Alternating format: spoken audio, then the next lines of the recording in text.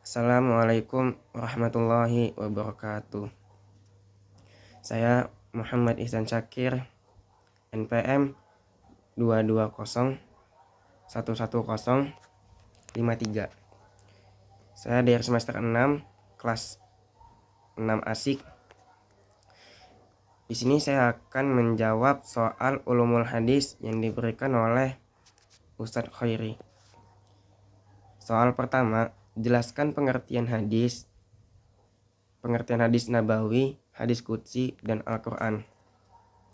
Hadis, jika ditinjau dari segi bahasa, hadis adalah suatu perbuatan, perkataan, tingkah laku, dan pernyataan dari Rasulullah SAW. Lalu, apa itu hadis qudsi? Hadis qudsi adalah suatu kalam atau makna yang disampaikan suatu kalam dan makna yang Allah sampaikan langsung kepada Rasulullah SAW. Jadi Rasulullah ini adalah perawi langsung dari kalamnya Allah. Lalu apa itu Al-Quran? Al-Quran adalah suatu kalam dan maknanya yang diwahyukan oleh malaikat Jibril kepada Rasulullah SAW. Apa perbedaan hadis qudsi dan Al-Quran? Hadis qudsi adalah suatu kalam Allah yang disampaikan langsung kepada Rasulullah SAW. Dan Al-Quran, dan perbedaannya Al-Quran adalah Al-Quran Allah menyampaikan kalamnya lewat wahyu malaikat Jibril kepada Rasulullah SAW. Soal kedua, jelaskan hubungan hadis dan Al-Quran. Hadis adalah hukum Islam yang kedua setelah Al-Quran. Hadis ini sangat berkaitan kepada Al-Quran. Jadi fungsi hadis ini adalah menjelaskan apa saja yang samar di dalam Al-Quran. Contoh ya, Fa'idha qadaitumus shalah dalam surat An-Nisa ayat 103. Itu kan Al-Quran mengatakan Fa'idha qadaitumus shalah, maka dirikanlah sholat. Nah, fungsinya hadis ini adalah menjelaskan apa itu sholat dan memberitahukan sunnah-sunnahnya dan praktek sholatnya tersebut. Itu adalah hadis. Jadi fungsi hadis itu yang saya rangkum ada 4. Pertama, hadis memberikan penjelasan terhadap apa yang dimaksud dalam Al-Quran. Kedua, hadis merinci apa aja yang ada di dalam Al-Quran yang disebutkan secara garis besar. Yang ketiga, hadis membatasi apa-apa yang dalam Al-Quran yang disebutkan secara umum. Yang keempat, memperluas maksud dari suatu hal yang tersebut di dalam Al-Quran. Yang kayak tadi contohnya tuh.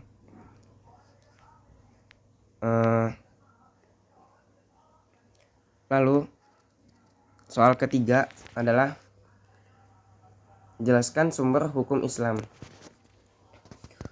Hukum Islam itu terbagi jadi 4. Yang pertama adalah Al-Quran.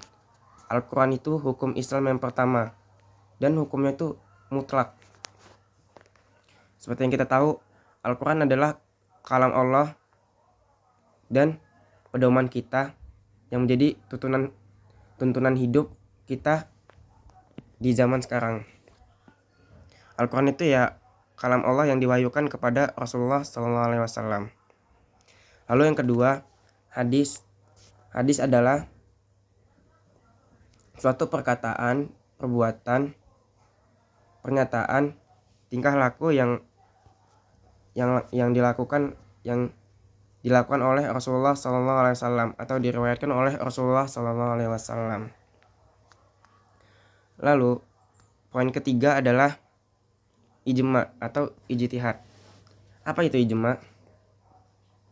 Ijma itu adalah suatu perkumpulan suatu perkara yang disepakati oleh ulama disandingkan oleh Al-Quran dan Sunnah. Contohnya yang disandingkan oleh Gini. Ijma adalah suatu perkara yang sekumpulan ulama suatu perkara yang disepakati oleh sekumpulan ulama yang di zaman Rasul nggak ada, tapi di zaman era modern ini ada. Kita beri contoh kayak alkohol. Alkohol itu para ulama sepakat menjadi haram melalui dalil innamal khamru wal maisir. Khamar itu adalah minuman khamar yang bisa merusak diri sendiri. Nah, alkohol pun sama, dia bisa merusak diri sendiri. Maka ulama itu sepakat alkohol itu haram, lalu disandingkan oleh Al-Quran dengan dalil innamal khamru wal maisir. Begitu. Lalu kias adalah sebuah analogi yang suatu hukum syariat yang disandingkan oleh perkara yang sama. Contoh gini, memukul orang tua. Dalam Al-Quran ada yang dalam Al-Quran surat Al-Isra berbunyi wa qadara rabbuka alla ta'budu illa iyyahu wa bil walidaini ihsana imma yablughanna 'indakal kibra ahaduhuma fala taqul lahumā uffin wa la tanharhumā wa qul lahumā qawlan karīmā. Jadi kiasnya gini, dalam Al-Quran ada dalam Al-Quran terjemah gini,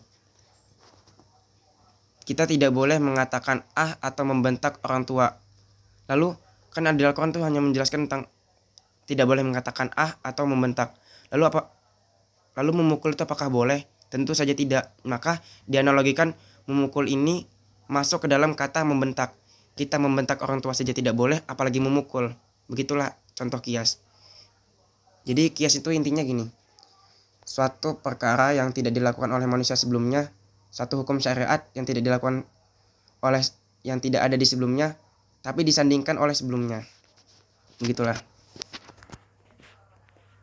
Lalu soal keempat, jelaskan pengertian ingkar sunnah. Ingkar sunnah adalah suatu oknum atau suatu oknum yang mereka itu mengingkari sunnah. Ingkar itu berasal dari kata angkara yungkiru, yaitu mengingkari atau menolak. Jadi ingkar sunnah itu adalah suatu oknum yang menolak atau mengingkari sunnah Rasul. Jadi mereka itu tidak percaya dengan sunnah Rasul dan mereka hanya berdasarkan dalil Al-Quran doang itu. Jadi kita tuh hukum Islam itu kita butuh mempercayai dua, hukum Al-Quran dan hukum hadis. Makanya kita harus bersanding kepada dua hal tersebut. Tapi ingkar sunnah tidak bersanding terhadap hadis tersebut. Lalu soal kelima adalah hadis ditinjau dari kuantitas perawi. Kuantitas perawi itu ada dua, yakni mutawatir dan ahad. Lalu mutawatir itu terbagi jadi dua, yakni maknawi dan lafzi. Apa itu mutawatir? Mutawatir itu adalah hadis yang diriwayatkan oleh banyak perawi hadis. Itu adalah mutawatir.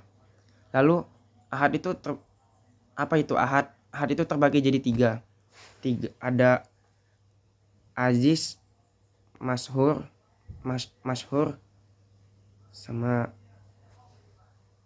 aziz, masyhur sama apa ya? Ahad itu terbagi jadi tiga. Terbagi jadi tiga, yakni gharib, aziz, dan masyhur. Apa itu ahad? Hadis ahad. Hadis ahad itu hadis yang diriwayatkan oleh perorangan. Jadi mutawatir itu oleh sekumpulan dan ahad itu adalah perorangan. Itu kuantitas perawi hadis. Lalu bagaimana cara meninjau derajat hadis sahih dan dhaif? Kita meninjau hadis sahih dan dhaif itu ada 5. Yang pertama, kita harus mentahriz hadis dengan perawi pertamanya. Contoh kayak Imam Bukhari atau siapa gitu. Jadi kita harus mentahriznya tuh dari perawi pertama. Lalu yang kedua, kita mentahriz hadis dengan kalimat hadis tersebut. Yang ketiga, kita mentahriz hadis dengan lafaz dan matanya. Yang keempat, kita mentahriz hadis dengan topik atau tema hadis tersebut. Lalu yang kelima, kita mentahriz hadis sahih dengan sifat zahir dan zahir pada hadis. Berikut adalah cara kita mentahriz hadis, cara kita mengetahui mana hadis sahih dan dhaif dengan melihat 5 poin tersebut. Mungkin itu saja yang bisa saya jawab. Kurang lebihnya saya mohon ampun. Assalamualaikum warahmatullahi wabarakatuh.